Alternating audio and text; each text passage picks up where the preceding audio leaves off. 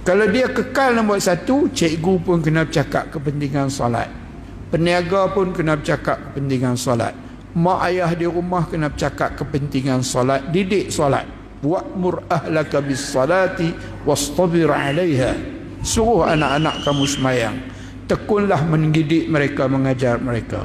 Kalau di pemain masjid lari-lari hinga-hinga, jangan nak marah kat mereka sangat. Jangan nak marah. Pasal apa? Yang kita boleh duduk dalam masjid lah ni pasal dulu kecil-kecil kita duduk pergi makan morek, duduk balincok kodok belakang Pelawang lu ni.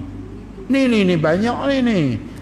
Masa kecil-kecil lu nakal di masjid ni, tapi oleh kerana kita dah dibiasakan dengan suasana masjid, 40 tahun kemudian kita menjadi orang masjid.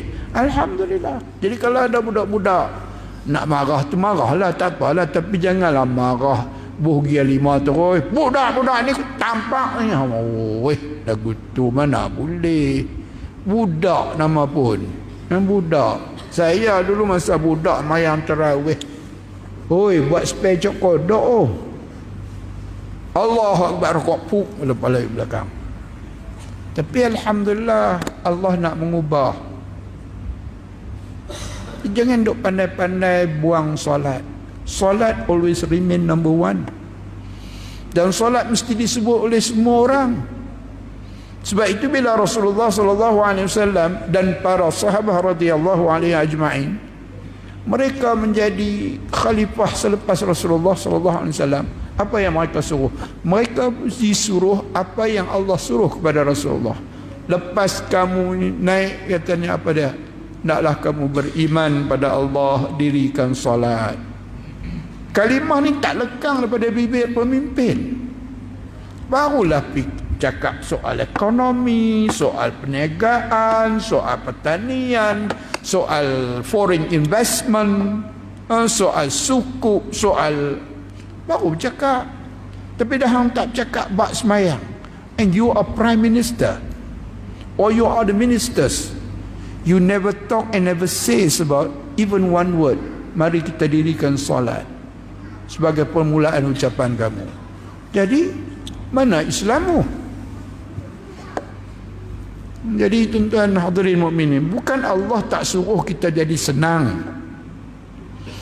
tapi syarat senang kita ni, kita bina kesenangan kita itu dalam acuan takwa. Takwa ni takut pada Allah. Ada orang tanya ustaz ni selalu dia kata bila ittaqullah ya takut pada Allah. Pasal apa takut? Takut orang lari lah. Hampa bodoh dah. Mana ada takut lari. Kita masak nasi, takut nasi hangit, kita jaga api bagi elok.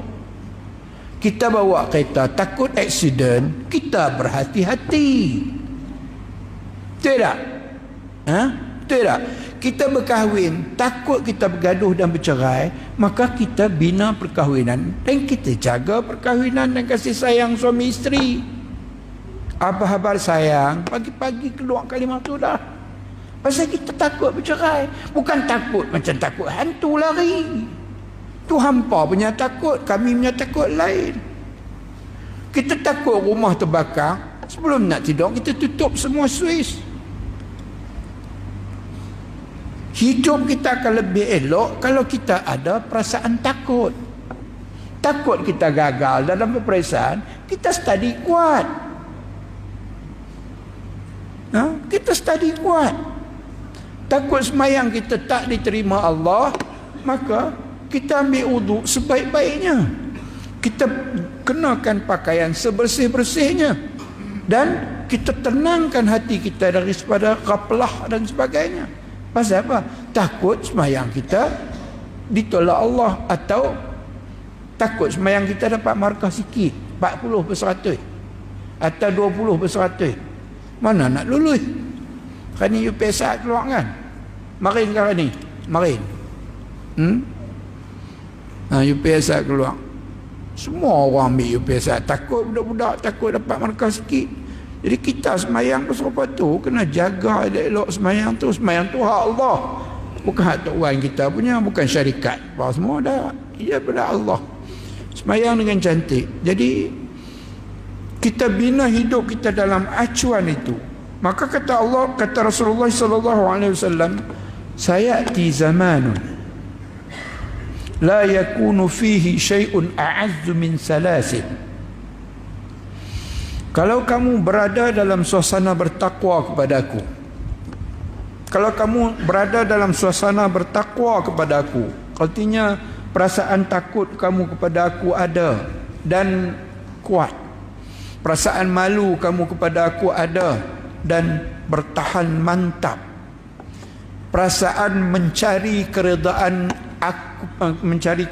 aku ada pada jiwa kamu, dan ianya sentiasa menggelegak untuk mencari keredaan Allah. Yaj'allahu makhrajan, aku akan bagi jalan keluar for any problem that you are facing. Semua masalah yang you hadapi, aku akan bagi jalan keluar. Kerana otak kamu tak mampu fikir semua. Saya kata dah, otak ni kuat teramana sangat. Waktu tidur dia boleh bagi tahu, waktu lena dia tak boleh bagi tahu dah. Pukul berapa hal lena dia tak boleh bagi tahu. Pukul berapa tidur dia boleh bagi tahu pun. Dia tak boleh bagi tahu. Jadi kalau begitu, kamu menghadapi masalah ekonomi, tapi kamu menghadapi masalah ekonomi itu dengan sifat takwa. Kamu tidak pernah lupa qiyam, rukuk dan sujud. Kamu tidak pernah lupa meminta Allahumma iyyaka na'bud wa iyyaka nasta'in. Ku minta padamu, ku mohon padamu bantuan ya Allah. Allah akan bagi. Yaj'allahu makhrajan wa yarzuqhu min haitsu la yahtasib. Dan kami berjanji, kata Allah, kami akan bagi rezeki dari punca-punca yang kamu tak duga. Orang kita di Malaysia dulu ni tuan-tuan ingat kelapa sawit ni ada daripada dulu kah? 60 tahun dulu kah? Tak ada. Getah ni ada masa mana? 100 tahun dulu kah? 400 tahun dulu kah? Tak ada tuan-tuan. Tak ada. Tak ada tuan-tuan. Tuan-tuan boleh fikir kata kita boleh makan semewah ini kah? Ini Allah dah bagi kepada kita tuan-tuan. Itu pun takwa kita tak sebanyak mana. Takwa kita tak sebanyak mana. Atas sifat takwa kita itu bukanlah diterjemahkan dalam semua ruang kehidupan. Baru sikit-sikit masjid subuh, kuliah ilmu ada, kuliah subuh ada, kuliah duha ada. Teratu kita baru buat kepada Allah, Allah dah bagi banyak mana. Masya Allah. Kita dengar tsunami sana, tsunami di sini, kita alhamdulillah, Masya Allah. Wa yarzuqu min haitsu la yahtasib. Kami akan bagi sumber-sumber ekonomi dari sumber yang kamu tak pernah duga. Sampai kata Rasulullah sallallahu alaihi wasallam ni, dia terjemahkan kasih sayangnya kepada kita. Sayati alaikum zamanun la yakunu fihi syai'un a'adzu min salas. Kamu akan merasai suatu era, suatu zaman.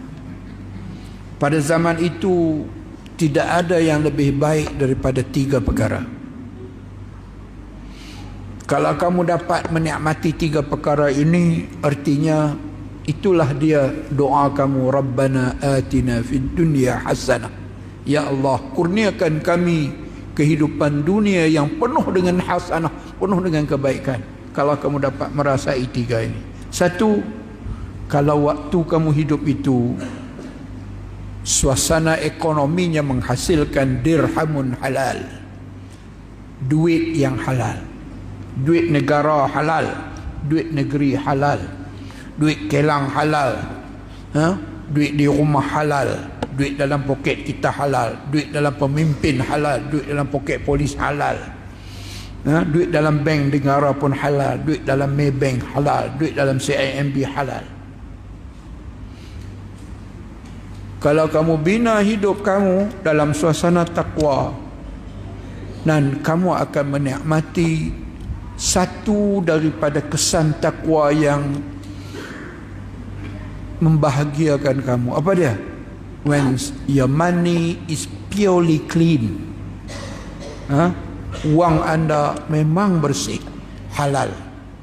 Kalau kamu dapat hidup di zaman yang semua wangnya halal, Allahu Akbar.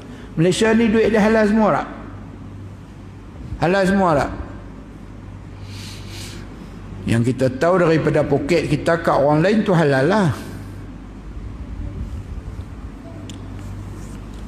2, kamu akan hidup di satu zaman yang kalau ada 3 perkara ni, artinya betul-betul doa kamu, Rabbana atina fid dunya hasanah, ya Allah kurniakan dunia kehidupan kami yang penuh dengan hasanah. Apa dia yang kedua? Au akhin yusta'nisu bih, saudara yang kamu boleh bermesra dengan dia, saudara yang boleh kamu bermanja dengannya, saudara yang boleh membetulkan kesalahan kamu, saudara yang boleh menarik kamu ke pelabuhan hidayat Allah, saudara yang menjemput kamu ke masjid, saudara yang mengingatkan kamu tentang mati dan kematian, saudara yang mengutamakan pahala daripada wang ringgit, saudara yang sanggup susah bersama walaupun waktu senang kita lupa padanya. Kalau kamu hidup di zaman yang ada saudara yang kamu boleh bermesra dengannya, tidak putus silaturahim, kasih sayang, itu artinya kamu sudah dapat satu juzuk daripada makna bahagia di dunia ini. Tuan-tuan ingat Allah Ta'ala suruh kita takwa ni saja-saja kah? Dah. Allah Ta'ala nak kurniakan yang lebih daripada apa yang kita mampu usahakan. Tapi dah kita ni duk rasa pandai pada Tuhan, tu jadi gitu. Yang jadi payah. Suruh main masjid tak mau, suruh rasmi masjid mau. Suruh main masjid tak mau, suruh rasmi masjid mau. Suruh rasmi bersunat di masjid, mai. Kita kata bukan nak main rasmi sunat di masjid. Hak sunat-sunat tak apalah, tapi nak kamu tu pemimpin ada dalam sah masjid. Sibuk-sibuk kamu pun tak semestinya masjid Umar Al-Khattab ni, mungkin masjid Kulim, mungkin masjid Rahman Putra, mungkin masjid Sungai Ulang, mungkin masjid Teluk Ayat Tawang, tak peduli, hang ada di masjid. Ni nak rasmi masjid, carilah samping londeh apa semua, bacalah ayat-ayat yang kononnya kita semua kena kembali ke masjid. Lepas pada tu